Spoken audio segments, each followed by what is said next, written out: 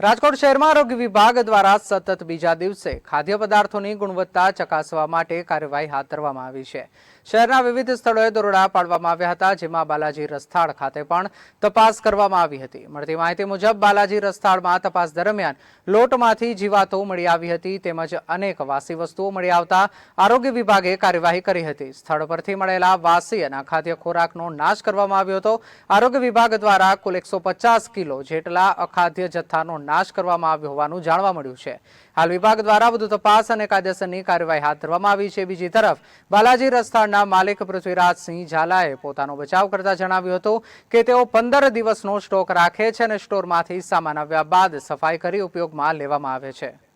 દરોડા એટલે એ લોકો આ તો રૂટીન ચેકઅપ હોય ને, રૂટીન ચેકઅપમાં તો બધે અત્યારે આવે છે ને આ લોકો જાગૃતતા સારી રાખે છે। અત્યારે આજે ઇલેક્શન આપણે મીન્સ કે મેયરના ને એના થયા આપણે કોર્પોરેશનના, એ પછી આ લોકો વધારે સજગ થઈ ગયા છે અને સારું કામ કરે છે। એક બે દેખાણા અનાજમાં બસ હું હોટલ ઇન્ડસ્ટ્રીમાં છેલ્લા 40 વર્ષથી છું।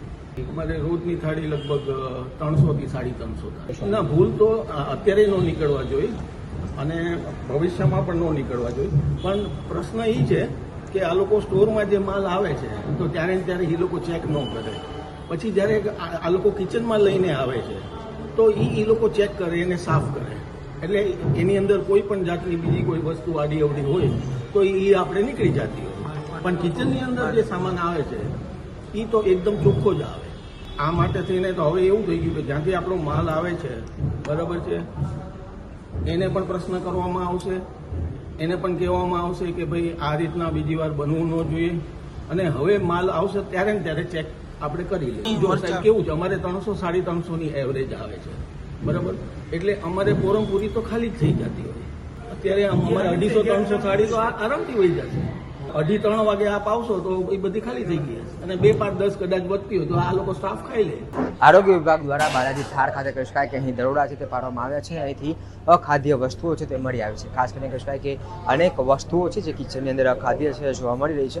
હાલ અત્યારે ફૂડ વિભાગ દ્વારા અહીં ચેકિંગની પ્રક્રિયા છે તે હાથ ધરવામાં આવી રહી છે। દરરોજ લગભગ કહી શકાય કે 300 થી 350 થાળીઓનું જે વેચાણ છે તે અહીં થઈ રહ્યું છે। તે પ્રકારનું કહી શકાય કે માલિક દ્વારા પણ કહેવામાં આવી રહ્યું છે, અને ખાસ કરીને પૂરણપોળી સહિતનો જે જથ્થો છે તેમાં કહી શકાય કે અખાદ્ય છે જોવા મળી રહ્યું છે।